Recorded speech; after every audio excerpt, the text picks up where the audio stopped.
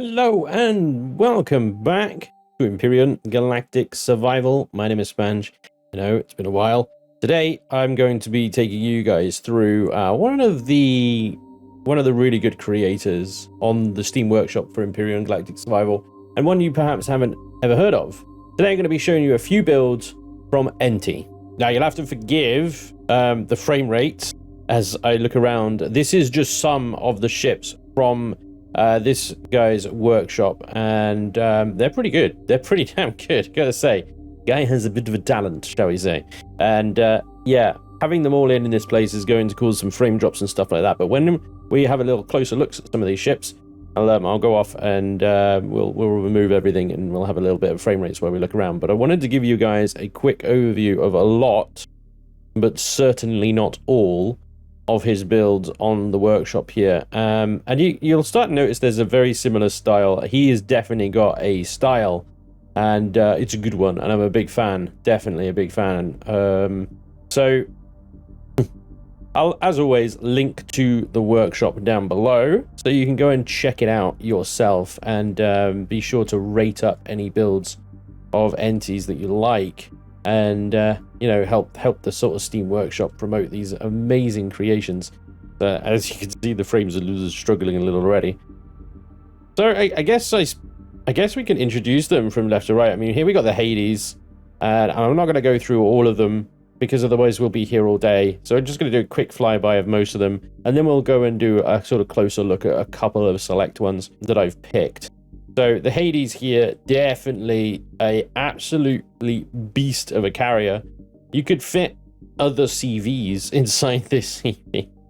It's a beast. Plus also a huge top deck for docking SVs or anything else. And these SVs here are also by Ente as well. They're just phenomenal. Every single build, so high in detail. And even some of his older stuff, you know, you can, if you look back at his first like workshop publishing, you can see the progression of his skill and stuff as he got used to building, and it's just got better and better and better. But yeah, there's some freaking amazing creations that he's got in his workshop, so I do highly recommend checking out Ente. Now he's got everything from little mining SVs to bomber SVs, to starter CVs, to full-on end game CVs, everything in between. And you know, I think you'll find something that you'll like on his workshop page. You know, there's a lot of big hulking, beautiful looking boats on there. The Achilles here looking absolutely swanky pants. And yeah, like I said, you've got the Charon here, which is like a starter. Then you've got the Achilles, which is kind of more like a mid-game to late game, I would say. The Hades is just stupid in the nicest possible way. And each one has got, as you can see, like a similar sort of style to it, but is uniquely different. Like, look at the Chimera compared to the Charon. You got the Charon here in this typical Ente style, I suppose. And then you've got Chimera in the same style, but looking totally different. And look at that forward firepower. You couldn't intensify that anymore if you wanted to. So yeah, there's something for everyone around here. But just look at these. The detailing is fantastic. Just I don't know what else to say, really. I should have maybe written down some like little key points before I started the video, rather than just coming in and going, look, enough said. Look, is it good? It's well good.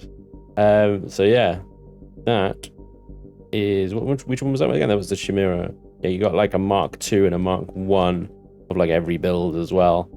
There's a lot of thrust in that bad boy.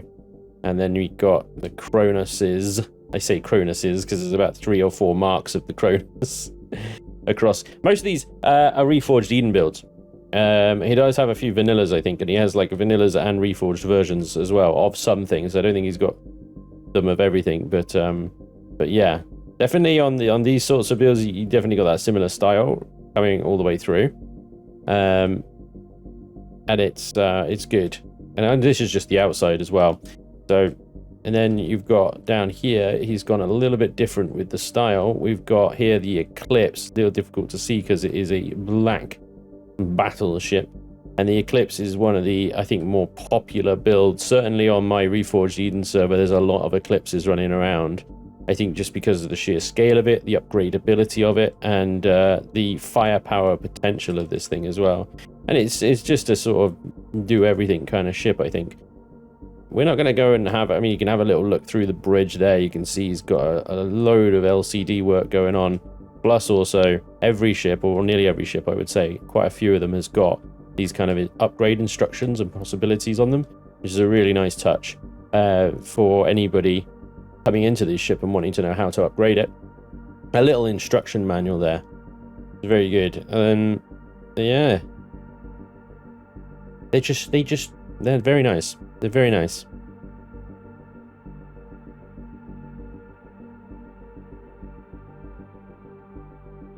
Now, I will say that most of his creations are definitely sort of on the capital vessel side of things, but he has got, like I said, a few SVs and HVs, and even space stations as well, and ground bases. And so we're going to be taking a closer look in today's episode at this space station here, the Stellar Endeavour over there, and his latest creation that has just literally gone up on the workshop, the Monolith. So we're going to start with the Monolith here, because this is the newest and shiniest one. So I've come out here in the middle of nowhere so that we've got nothing around us, and we've got some nice frame rates to enjoy this thing. So as Ente describes the Monolith, it is a 9-core mid to late game heavy destroyer. It's a pure shield tank without any armor, but solid mobility and good shielding, which, you know, you'd hope for if it had no armor, and a lot of upgrade potential, and we're going to get into that as well. Full complement of 10 auxiliaries and 10 quantum cores. Interior is limited to hangar with only fit a compact SV, and it has a stock weapon setup to start with. So let's have a little look-see around it. Well, this is his latest creation, so this is very much with upgrades in mind. So you can bring it in, I think, and we'll check the CPU in a second, with sort of 2.1 default kind of CPU. And then as you get quantums and you get auxiliary cores, and to upgrade that CPU, you can start chucking more and more and more guns on it, more engines, and so on and so forth. And what he's got here is quite an interesting layout. You don't see this layout very often, but this is it's like a wide front, wide profile vessel. So it's basically a big long wing, and you can get a lot of forward firepower on this kind of setup. There isn't guns placed sort of along the hull that have limited firing potential, like angles and stuff. This is all just going to shoot forward, and it's going to go boom booms wherever it hits. That's for sure. So we can see, you know, straight away, classic sort of Ente style.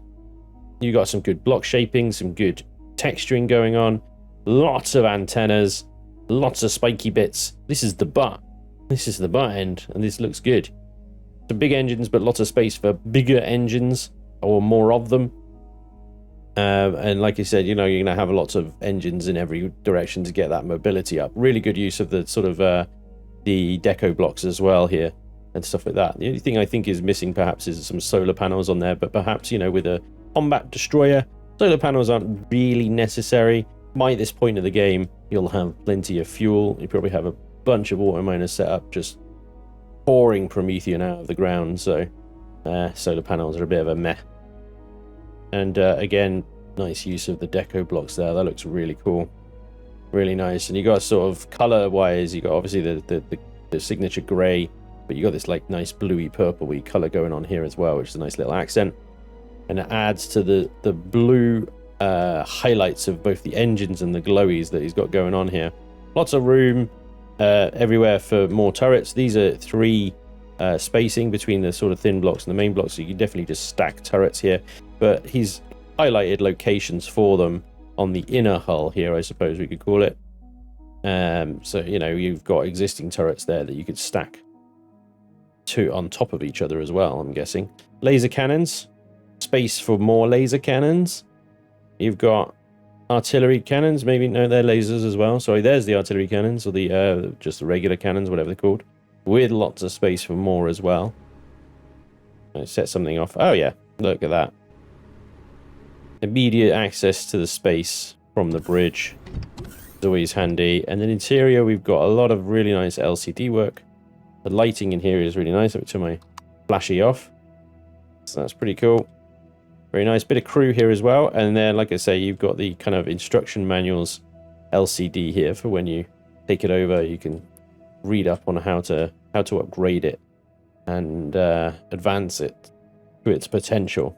If you want to follow those instructions, of course, and you can dig around in the hull and make your own decisions, I suppose. This one goes out as well. So you've got access on either side of the bridge. And you've got a tiny little hangar bay here, but a very good-looking tiny little hangar bay. Again, let me turn my flashy off, and you can see the lighting. Got a bit of bleed-through from the sun at the front of the ship there, but, you know, that's good enough hangar bay for a small SV. Something that you can escape with, or do a little recon with. That is that a solid bit of glass? There it is, with an LCD in the glass. I like that. So you got bedded in the wall here. You got instructions for what floor is what is where as well. That's pretty good. Signposting. Auxiliary quantum core. So this is where you upgrade the quantum cores. Everything is just wonderfully decorated. A blast door into one of the larger sort of engineering bays where you've got shield arrays could be in here. And you've got LCDs here. I don't know what they're doing. Shield charger array position, remove LCD first, of course. The LCD text doesn't seem to be anywhere to be seen, unfortunately, but you can just go up and read it. So it's not too bad. So you can increase the generators as well. There's enough space there for advanced generators and fuel tanks and, oh my lord, yeah. So much upgrade space in here. It is impressive. And everything is beautifully textured and ready for you as well. There's even like a pathway built through with ladders and stuff, so you can get all the way through here. Come back into the med bay. Yeah, access engineering through medical bay. That seems normal. Here's the core, and then a big space in there for something, because we've got the shield generator there. Is that another array? Oh, fusion core. Shut the front door. Seriously? Wow. You got one of those big honking fusion cores. This is, let me just see if I... This monster here will fit in there. That's fantastic. Right next to the warp drive. Don't get it blown up, though, because then everything is gone. That thing will explode a lot. Right down this main elevator, and we've got access to... Have we got a switch or something? Yep, that guy. Access to the ground. Does this thing land? It does. It's got landing gears. Fantastic. It will land on its belly. But yeah. It will land, and you've got access to the ground from there. That is a very good, compact, as described, layout. Very, very good. And then up the side here, we've got some storage, ammunition controllers, and regular container controllers. 640,000 on that one.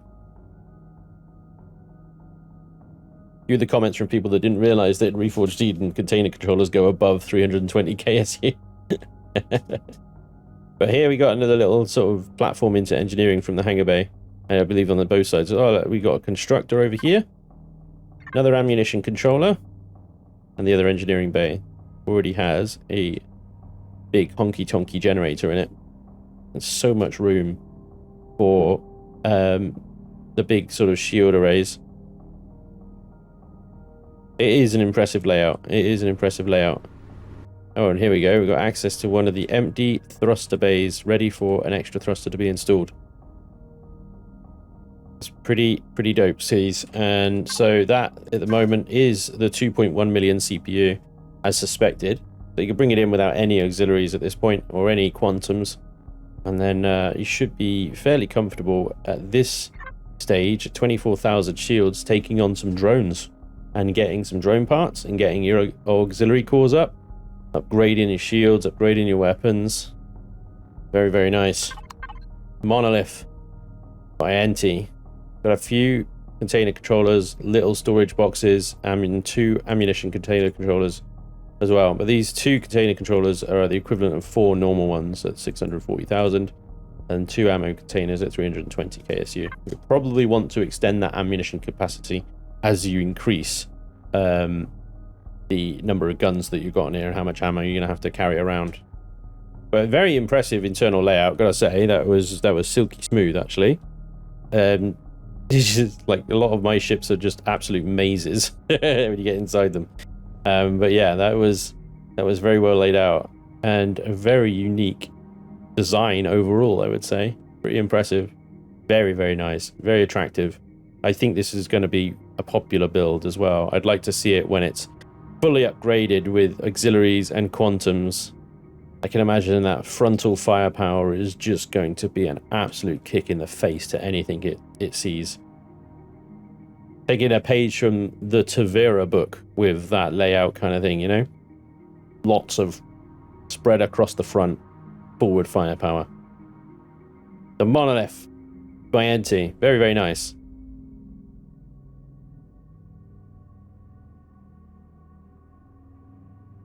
We're going to be moving away from combat ships to the next one, and this is going to be basically your sort of, this is your main mobile base kind of ship. This is your everyday ship. This is what you attach everything to, put everything in, and explore the galaxy in.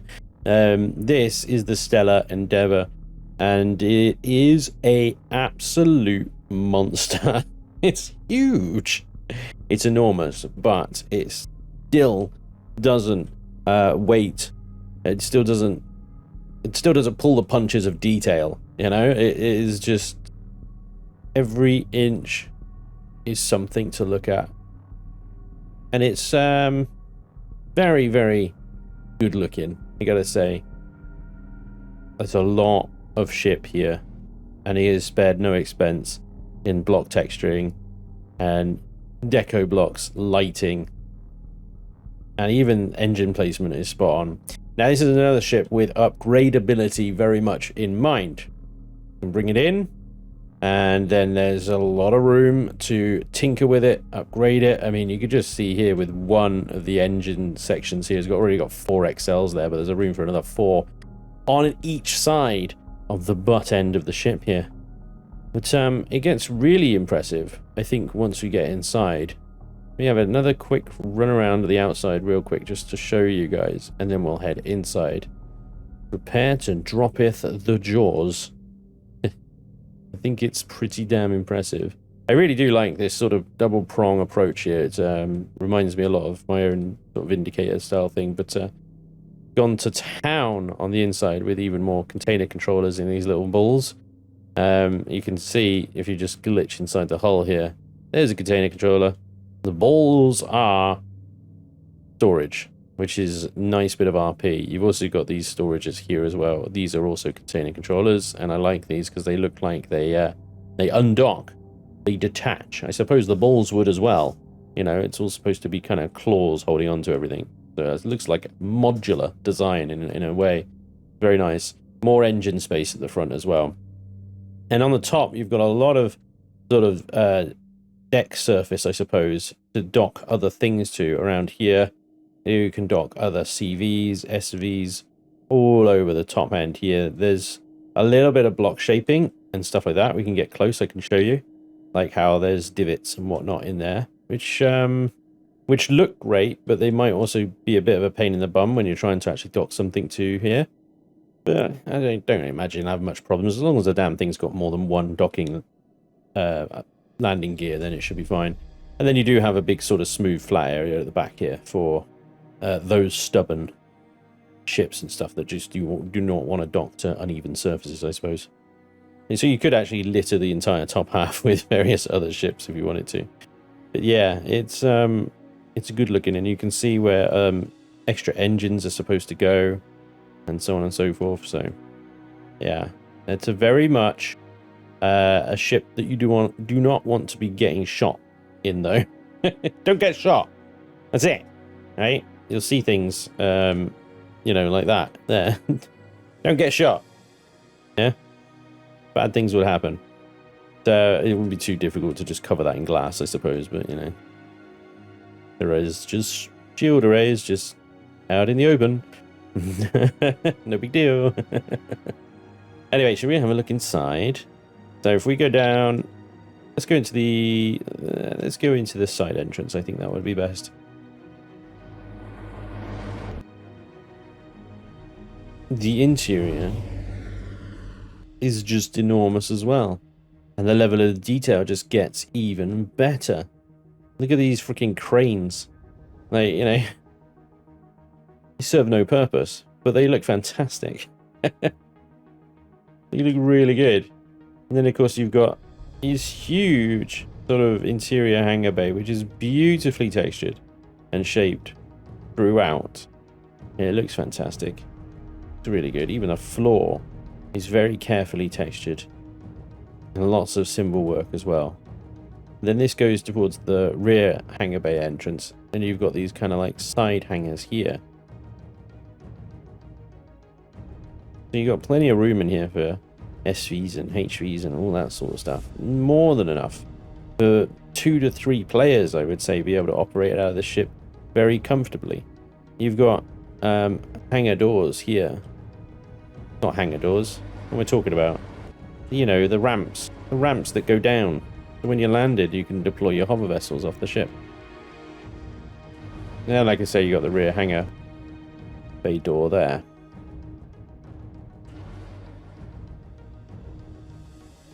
It's alright, you can pick your jaw up now. As you look around the sort of hangar bay here, you'll see things like the shield array there. The warp drive is on the roof over there as well. So he's used devices to decorate the ceiling and stuff as well. One thing about a ship this big is walking around it is a giant pain in the bum. So if I come out of God mode, it takes forever to go anywhere. You're really probably only going to operate out of a very small part of the ship. Essentially docking the stuff that you don't use towards the back, and then docking the stuff that you do closer to where the bridge is.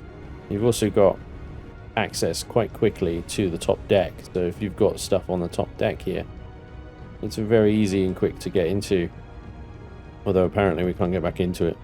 Yeah, thanks. And then you, like I said, you've got this kind of forward. I don't know what I call it, a hangar bay, because I'm not even sure you would actually dock stuff up here unless it's like really small SVs. The cranes are going to be in the way. It might be a little bit of a pain actually docking stuff up here, but you've got a big footprint area over here for constructors and production facilities. As you can see, CC written on there, on the ground, which I assume stands for constructors and deconstructors and stuff. Given the scale of the storage in this thing, you will need a fair old amount of production facilities. Hell, this ship could be the flagship of an entire faction with its production potential. It's just, there's so much storage. I'll just hit F4 for you. There you go. It's all color coded as well. It's fantastic. And then a whole load of container controllers. And, you know, 393. They're more than 320. A lot of these. 506. Did you say you wanted some storage? Yeah, it keeps going. Still going. Still scrolling. I don't even know. I don't even want to know what the devices list here. Cargo box 175. Yep. 175. That being said, of course, you know, all this kind of bulk does require a little bit of extra CPU. So you will need to have a number of auxiliary cores available before you power it on. Spawn it in and then just leave it switched off. Get your auxiliary cores installed and then you can turn it on. If you turn it on before that, you're probably going to explode it very, very quickly. But obviously, as you continue to acquire auxiliary cores and quantum cores, you can upgrade this thing even more. More engines, guns, more storage, more constructors, so on and so forth. So, definitely not the first ship you'd bring in. But perhaps the last flagship that you would bring in. Looks like we've got a Sickbay Medic Bay off to the left, and then in like canteen slash office. Oh, look at the LCD stuff here. He's got a freaking menu.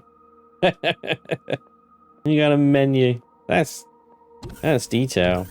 I don't care about my crew areas. I just like plop the things down, make them look a bit nice, and then bugger off. But that here, extra effort into everything. I love it. Little med bay, full medical, as you would expect. Nice little viewing glass out the front there as well. Let me turn my flashy off. Get a bit of the atmosphere in here. Some Toulouse decor LCD work in here as well. Fantastic LCDs by Toulouse decor, and you know, shared openly as well. So wonderfully generous of him. Now if we go up, now if we go all the way up to the top, yeah, we are in the bridge. So you do have very, very good access from the main hangar deck here straight to the bridge. There's no messing around. Gerald. And then again, you've got some nice LCD work going on up here. Lots of I like this. I've never thought to use this block in combination with LCDs to create little control terminals, but it works. It works really nicely. Then you've got the captain's chair or a pilot seat. More LCD stuff going on everywhere. It looks fantastic. The only thing I haven't found in this ship, and it may be that I just haven't found it and I'm being blind, is an instructions LCD on upgrades.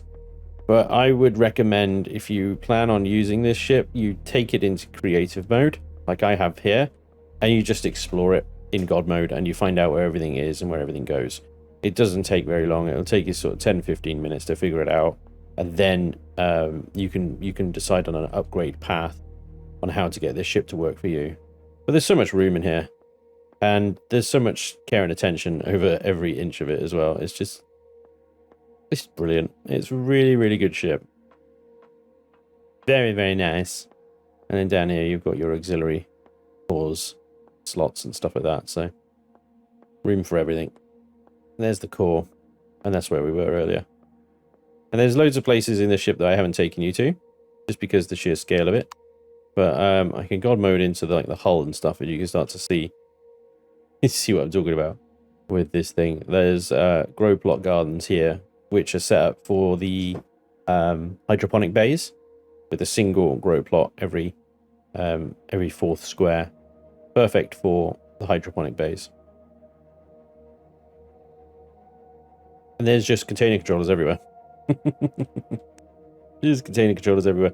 And then, you know, we got the sort of shield area back here. But there's more space for the larger shield generators as well, the arrays. So you can continue to increase that shield capacity as you increase your CPU potential.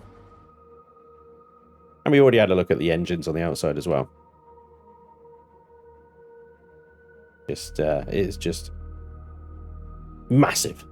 It's just massive. And I mean, on its own, you know, again, a cool sort of 70 frames per second by looking at it. But the more stuff that you add to it and dock to it and stuff, that's going to start suffering. And so my only real concern about this is how it impacts performance of your average player once you actually fully stock it and start using it and flying around. But as a very cool alternative to, say, a Helios, you know? Yeah. The Stellar Endeavor by Ente. Very much an impressive labor of love, I would say, this ship. Very nice.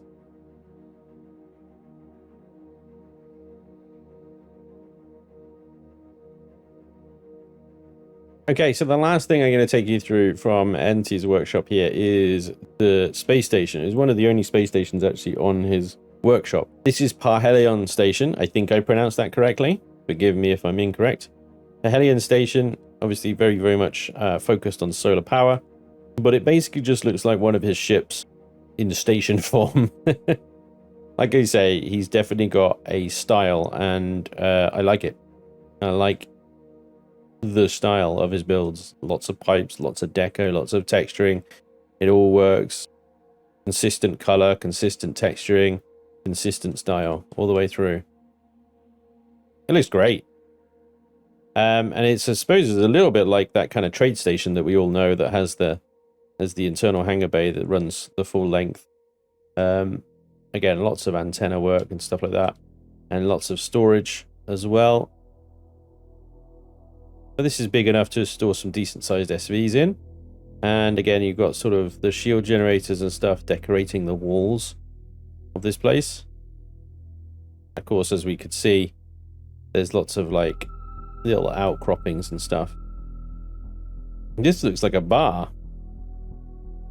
This looks like a bar. I would say that's a dartboard. Yeah, and we've got menus again, haven't we? Breakfast menu, main courses. Let's turn my flashy off and we'll have a look at the ambiance from this thing. That's new. I've not seen that project light like that before. That's very cool. Sorry, that's more Empyrion than this build, to be honest. Yeah, it's kind of eerie. Standard bathrooms. Quarters. Lovely. Definitely sort of recreation deck, this. Hydroponics through here. So it doesn't come with the grow plots installed already, which is good. You can install the grow plots as and when you get them. But yeah, I mean, what a good looking room. Medic and shop. More quarters there. And again, we got like a control room or something. Again, looks good. We got the medic, full medical, plus Dave the doctor. And this is a shop. Oh, this is cool. Look at the LCD work in here. That's awesome. Crisps. Spicy crisps. Fruity fresh. Energy. Chocolate bomb. Again, I think Saluzdagur may have had a hand in these LCDs. I'm not familiar with all of them, so I apologize if not. And then we got some production. Deconstructors, constructors. Room for more constructors. And again, just a very generally good looking room. Nice place to be. Everything's very well laid out. Lots of space. I love the sloping inside and out of the station here. And then we're back around to where we started, right? We go through here. This should lead back into hydroponics. And then we've got our elevator down here. And again, we've got the mapping to the floors. Look at the engineering deck. Corridor is a little tighter down here. But still great, really well laid out. Block textures. Deco blocks. Consoles. Gerald, you're bloody everywhere, you are. Oh, look at that, that's cool. I have no idea what it means. But in combination with the big old glass stuff, that's neat. And then we're back down to the main deck where we've got a teleporter. Door out the side, in case you docked your massive CV out the side there. And the main hangar bay. Back through here. More sort of cargo access. Downstairs onto the walkway that we saw from outside. And here we've got even more cargo. Plus furnaces. Room for more. Solar capacitors. And even more cargo. So in total, cargo on this place, not quite as impressive as the Stellar Endeavour, but for a reasonably priced space station, more than adequate. CPU-wise, it's at 356,000 of the 360, which is nothing. And that's probably because I don't think this thing is armed. Let me just double check that before I make myself a liar. Yeah, there are no turrets on this thing. This is a safe sector station. And if you are in a potentially dangerous station, sector, you'll want to set up some defense satellites around this. Or leave your CV guns on or something. But if you're building this in a empty sector where there's a nice sun, I think this is going to look after you for the whole game. If you're the sort of player that works out of a base like I am. For the nomads, though, that Stellar Endeavour is going to be more than enough for you, I think. Again, just, yeah, there's a repair bay at the top there as well. Just the block texturing, the styling. Yeah, it's all good. It's all freaking good. As always, it makes me feel very inadequate about my own builds. But there we go. There we have it. That is the Parheleon Station by Ente. Once again, I'll link to his workshop down below. Do check him out. Make sure you rate up any of the builds that you do like there. help the Steam Workshop promote these fantastic creations. And hopefully I've shown you something new today, and hopefully I've introduced you to a creator you've never even heard of, and you can start to enjoy some of the builds that he's done. But even if you have heard of Ente before and you're already enjoying the builds, hopefully I've done them some justice today. And if that's the case, do let me know down below in the comments what your favorite build from his workshop is. What is it that you use all the time, if at all? Or if you're perhaps going to try them out, which one are you going to try out first? It would be interesting to see what you guys think as well about all the builds that I've shown you today, or what you think about the creator, the creations themselves. In any case, I do hope you've enjoyed this little peek at Ente's workshop creations. I'm sorry I just don't have time to go through all of them, but you can expect the same level of craftsmanship on all of his builds. So thank you very much for watching. I do hope you enjoyed, and a big thank you to Ente as well for allowing me to showcase his stuff on this episode. But hopefully I'll see you guys next time. Until then, take care. Bye-bye.